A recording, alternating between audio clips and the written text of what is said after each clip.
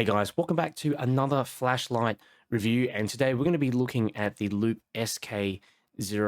This is a new flashlight that Loop are releasing very soon. It's a pre-production model that I have here with me, and I've been really excited to review this one for a long time as I'm a big fan of the Acebeam Terminator M2, except with the M2 it has a single cell power source that's always left me worried on long trips. The SK05 uses a couple of 18650 cells in here, and it's also got that same multiple, flood, spot, work light, RGB light function. So I think it's almost like carrying around multiple flashlights in one compact package. And Loop have provided me a sample of the SK05 for this review. I haven't been paid to make this video, and I'm not holding back on any negative opinions. So let's have a look at what you get in the box. Obviously, you get the light itself and a couple of 18650 cells. They're rated at 3000 milliamp hours. Both of them are pre-installed in the flashlight. In order to access them, you're going to have to undo these screws here on the back. In the Pro version of the SK05, it actually comes with a latch so you can hot swap the cells on the go. And you also get a USB-C charging cable. Now, you'll notice there's no clip here in the back, and I contacted Loop about that. They tell me that in the production model they'll have a proper clip as well as a few other accessories. So this is, like I said, just a model for reviewers. That's the box here as well. There's not really anything on there other than, you can see there's two different versions, the high CRI version and the high performance version, and signifies whether you've got the Pro or the normal version as well.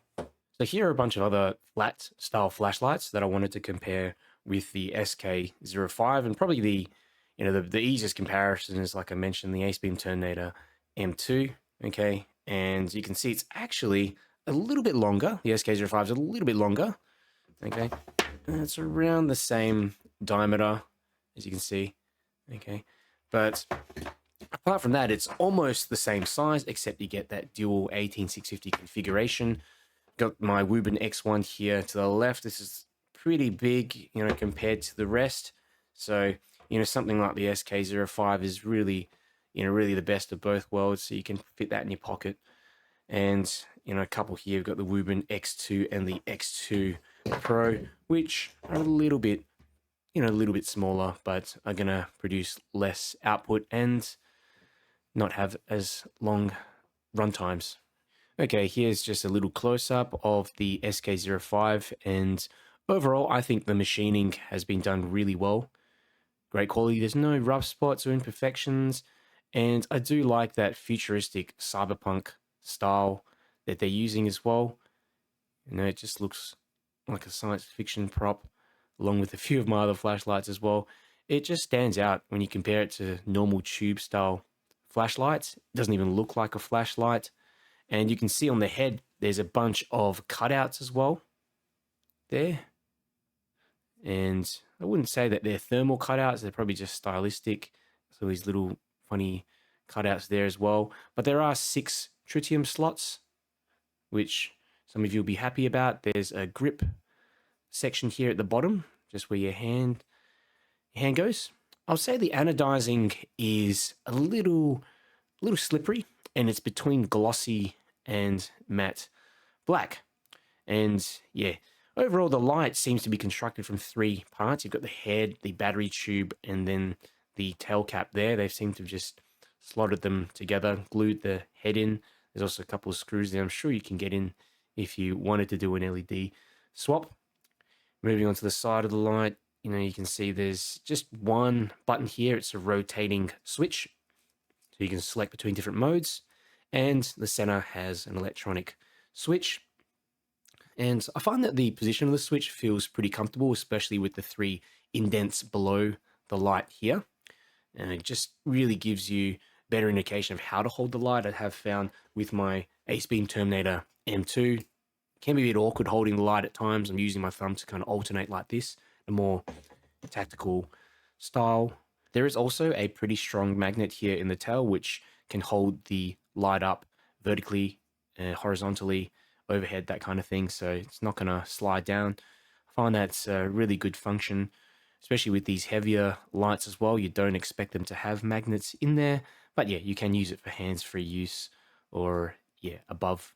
Like I mentioned before, there are a couple of screws here on the base model of the SK05 that prevent hot swapping of batteries.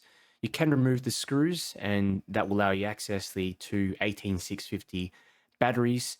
And I think that's important because long term, you're going to need to replace those batteries. So good that you have that option. They don't make it difficult for you. And yeah, if you do need that hot swapping ability, I'd suggest getting the Pro model. That's going to have a latch on there. It does also have upgraded cells, so they use 2 times 4,000 milliamp hours cells, and does the Pro version also has increased lumen output. So also forgot to mention that there is a lanyard hole on the back there as well. Onboard USB-C charging just under this port cover there, and it works as a power bank as well. So if you're on the road running out of juice from your phone, you can actually use the fast charging ability. Mention the light also does run on one cell. Looking down the bezel of the flashlight on the left hand side here is the flood beam. So you've got 3 SST20s in there, making 2100 lumens, triple TIR lens. Looking here on the right side, you've got the spot beam. So this is an SFT12 rated at 750 lumens, smooth reflector in there as well. And the Pro model has an SFT25, so that's going to produce a little bit extra throw and more lumens. I do like that Loop are using this recessed bezel design as well, just helps to protect the lenses when you're traveling. And yeah, this little strip here is a multi-purpose LED strip. So I'll demonstrate how that works later, but it's basically got a floodlight, different RGB lights, and flashy modes, that kind of thing. It does also act as a battery level and charging indicator, as you can see here. So it's yeah, pretty cool. All right, so I'm going to go through the UI and just show you how this light actually works. And at the moment, you can see the selector dial is on the lock mode. So anything that you do in this mode basically doesn't work. And the only thing you can do is basically just press that button. Okay, and you can go over here to this next mode here, and this is the floodlight. So single click and it turns on to the last remembered mode. Press and hold for low, medium, high.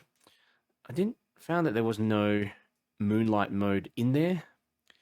And you can also, apart from going to the low, medium, high, you can double press to get a turbo mode, triple click for strobe mode, and from there you can press and hold to also get into this SOS mode too.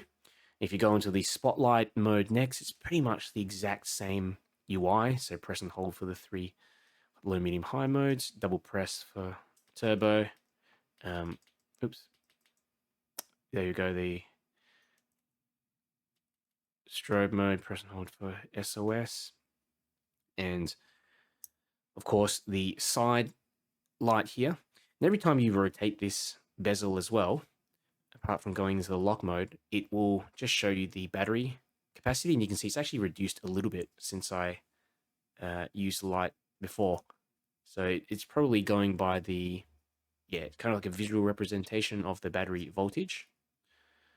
So yeah, pretty, never seen that really implemented on other lights before. But anyway, what you can do is press on once you get into this auxiliary side light mode. And essentially, if you press and hold, okay, it will cycle between all these different modes. And I do like this in these colored modes because, you know, I do see on some other flashlights that you press and hold and it actually has this seamless transition between all of them, and you've got to release the button just in time to get the color that you want. So I do like they're pre-programmed in here like that. Double click and it will bring you to yet another mode. So this one just fades in and out. Press and hold to change colors again. Double click and we've got this other kind of mode there.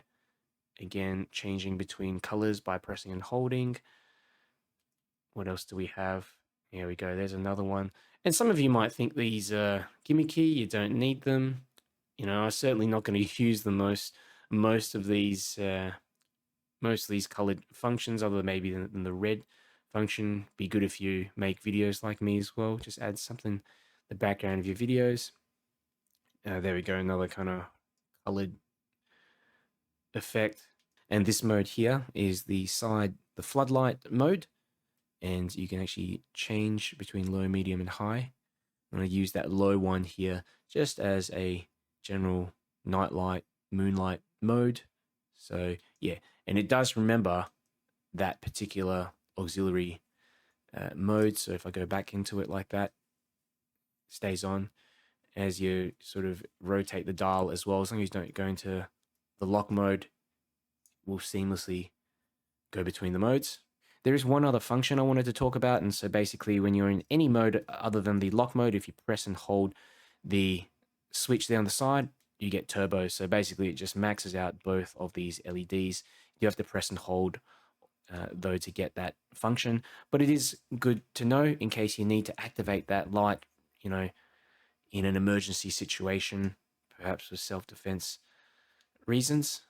Alrighty, so I ran a bunch of ceiling bounce tests with the SK03, and the first one here is with the flood and spot mode on turbo. So like I was mentioning, by pressing and holding that button, so I had to actually keep that button pressed down in order to do this test, and you can see you pretty much get just over 30 seconds of runtime before the light steps down to about 20%.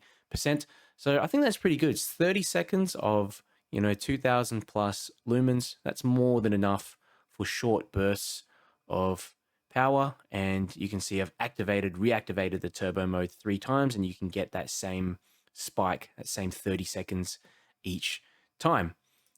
I ran a second ceiling bounce test with the spot mode on turbo, so just the spot mode alone, and you can see here starts out at 100% and starts stepping down just before the 1 minute mark. So you do get a little bit of extra runtime there, and it steps down to about 20%. Ran a third ceiling bounce test here on the flood mode on turbo, and pretty much the same pattern. I just ran this test for a little bit longer to see if it would start going up again near the end of the test for 20 minutes, but it didn't. So yeah, basically same sort of deal there. You get about a minute, just under a minute of runtime on turbo before it steps down to 20%. This is a ceiling bounce test that I ran just on the spot mode on high, and really pleased to see it was able to maintain the 100% output level all the way past the 20-minute mark. On the flood mode, notice the exact same pattern here, pretty much between 95 to 100% outputs all the way past the 20-minute mark. So quite pleased with that. It's good to have a sustained output, sustained high output. The light didn't feel overly hot as well. It did get a bit warm after some time though. I also ran a bunch of tests with my Opel Lightmaster Pro, and you can see here on the spot mode turbo, got 423 meters of throw, which is pretty good considering how small the reflector of this throw beam is. And even on the high mode, 200 meters of throw, and that's sustained output as well, sustained figures of 200 meters. That's really quite impressive. CRI range from 68 to 70, so no surprises there. You've got the CCT measurements as well. So I got between 5,800 and 6,400. Does rise as you increase the current. And yeah, I do have the 6,500K version. On the flood mode, managed to achieve 238 meters of throw on turbo, and on high 110 meters. So both of those figures are pretty good, especially for a flood beam, and 100 meters is definitely enough for most purposes, for sustained output especially. CRI readings were at 65, and that's not surprising given that I've got the high performance version. You can get the high CRI version that will produce probably a little bit less output. CCT was around 5,500 for all modes. Also ran another test on turbo, which is spot and flood maxed out, and I got 431 meters of throw, 61 CRI, and it's about 6,400K. So here's a few things to keep in mind if you're thinking of getting the Loop SK05.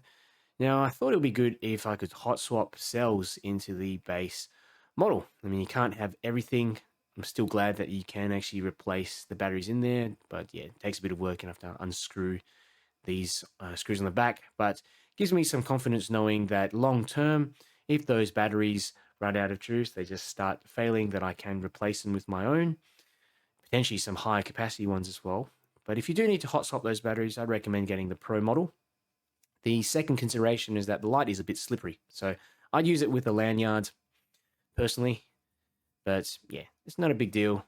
The third consideration is UI related, and I do find that there's just a slight delay when you're pressing down and activating that turbo mode from off. So it's about 1 second, and personally, I prefer the usual double press to activate turbo for both modes. So yeah, I wish there was a way to do that without having to actually hold the button down. Maybe if there was a separate button that I could just press as well, that would be good.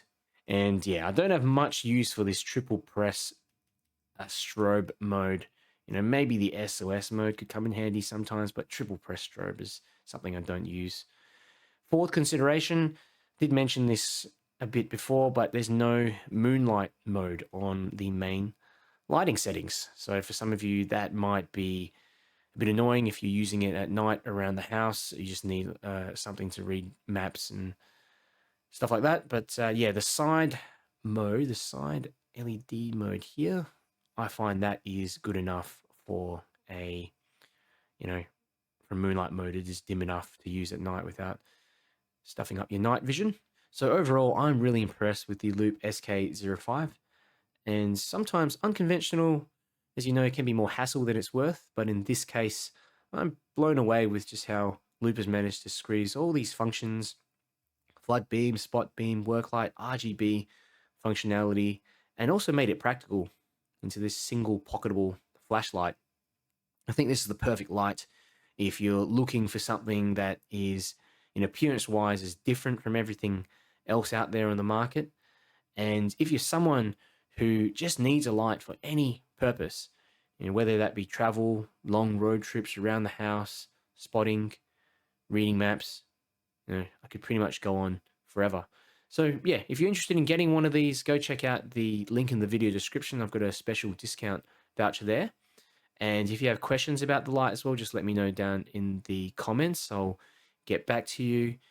And yeah, if you enjoyed this video, do me a favor, click the like button. It helps me get it out to more people. And if you want to see more flashlight reviews and keep up to date with the latest flashlight news, make sure you subscribe. Okay, I've got the Loop SK05 and we're going to start off first on the flood mode. So you can see just cycling low, medium, high. And the medium mode does get to the middle center of this field quite okay, but doesn't reach the back of those trees, whereas the high mode, I would say it tints the trees quite well. And as you can see, pretty large beam profile, wide beam profile. If I double press here for turbo, great visibility, and I'm actually surprised at how much throw there is, even just on the flood mode there. And there's tons of spill on the ground, so I can see where I'm walking right ahead of me. Okay, you can always reactivate turbo again once it steps down. Now I'll go over to the spot mode now. It's the low mode, low spot mode, medium, high. So low reaches that field kind of, it's difficult to see on camera. Medium, definitely reaching that field and the trees out the back, just tinting the trees out the back. And high, yeah, just really like how perfectly circular this beam is. There is also some decent amounts of spill on the ground. It's difficult to see in camera, but you can see now I'm just sort of angling the light up and down. And turbo, wow, excellent visibility going all the way out to those trees in the back, and you can see the branches, the leaves quite well too.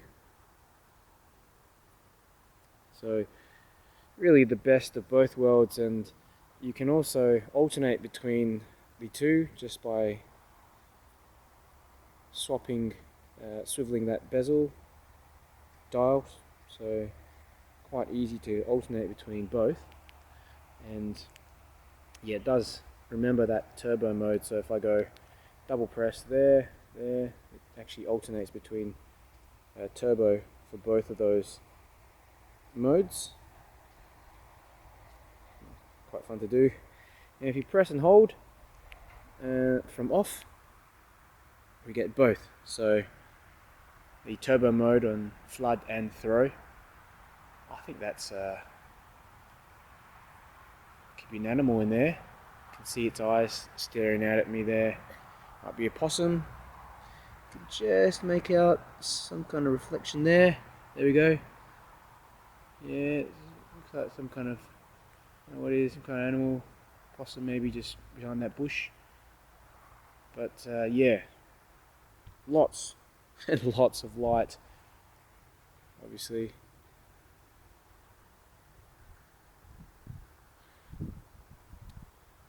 And I'll go up, walk out for a bit, and I'll just demonstrate the auxiliary light. So I'll swap them over. We've got red and also a few others as well. And it is easy enough for me actually to see where I'm walking. It isn't pitch black, but it's still quite useful.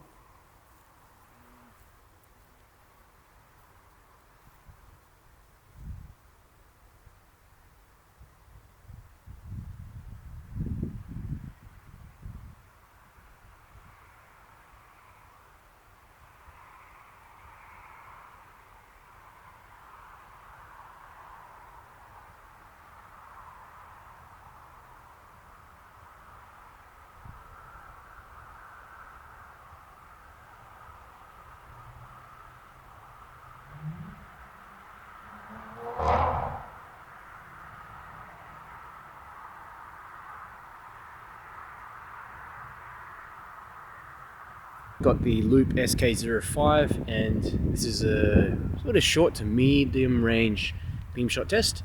This is on turbo, both the spot and the flood beam on at the same time. It's drowning out that tree, but you can see the tree line there a little bit in the background. This thing puts out a heap of light, very impressive. And you know, you can reactivate that turbo mode again. It steps down after about 30 seconds. And this is just the flood mode. You can go between low, medium and high. And turbo, that is really sufficient. I mean, the high mode even is enough on the flood mode for this kind of range. You can swap now to go to the spot beam, so low, medium, high. Spot beam there. Turbo. There's really enough spill to kind of see where you're going. As you can see there on the ground, just enough spill. But the turbo mode is, I mean, that is pretty incredible. I'm impressed with these new SFT 12/25 LEDs. And it does work quite well in this host with the tiny reflector. Performance is definitely impressive. I'll go for a little walk so you can see the beam profile. And yeah, I'll use all the different beams